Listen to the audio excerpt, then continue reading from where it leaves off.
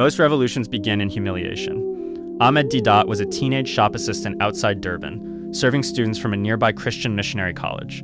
Every day they cornered him with questions he couldn't answer. How many wives the Prophet had, whether Islam spread by the sword, whether the Quran was copied from Jews and Christians. Like sitting ducks, he said. We knew nothing except that we were Muslims. He went home and cried through sleepless nights. But humiliation can crush a man, or wake him up. Behind the store was a dusty basement full of forgotten books, and every night after work, he descended into it like a miner searching for gold. Then he found it. A century-old book, Izhar-ul-Haq, that answered the missionaries using their own scriptures. It was like someone turned on the lights in a dark room. He copied arguments by hand. He memorized passages. He said them aloud until the words felt like armor. The shop boy had found his weapon. Knowledge made him dangerous. The streets made him heard. He began challenging the missionaries who visited the store, politely, precisely, and discovered that most relied on confidence, not depth. Pushed them past their rehearsed lines and they fell apart. Word spread. There was a shop boy in Durban who argued like a trained scholar. By the 1950s, he was standing on a wooden crate at bus stops and street corners, a Bible in one hand and a Quran in the other, quoting chapter and verse from memory like a courtroom prosecutor. At first, almost no one stopped. He spoke anyway. The crowds grew from a handful to hundreds. And this was apartheid South Africa, a system built to make non-white people feel small. Every time he stood tall and spoke back with confidence, he was telling every Muslim listening, "You are not inferior. You never were." His lectures weren't just arguments. They were acts of resistance.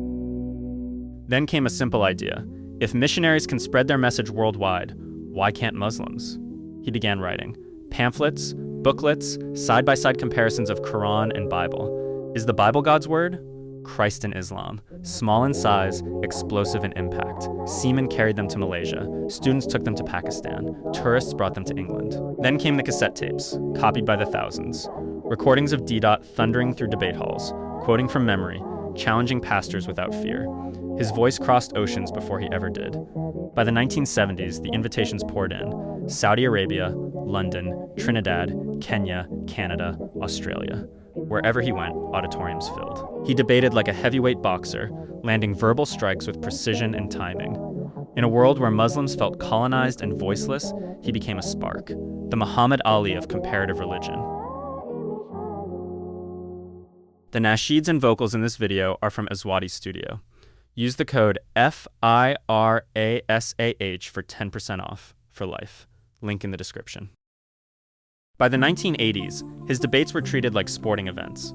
Crowds lined up around buildings, filled stadiums, watched from rooftops and windows. He walked on stage knowing every verse in both books, not from notes, from memory. In 1986, in America, he faced Jimmy Swaggart, one of the biggest televangelists in the world. Swaggart arrived with the full machinery of American broadcasting. Deedat arrived with his books and his memory. For 2 hours, they went back and forth. Resurrection, Trinity, prophecy. Until Deedat asked, "Where does Jesus say, in his own words, 'I am God'?" The room fell silent. That moment turned him into a legend. The debate reached every Muslim home with a VHS player. What shook nations wasn't who he defeated. It was what he represented. A man from a poor, colonized community who stood up and said, "If you challenge Islam, we will respond."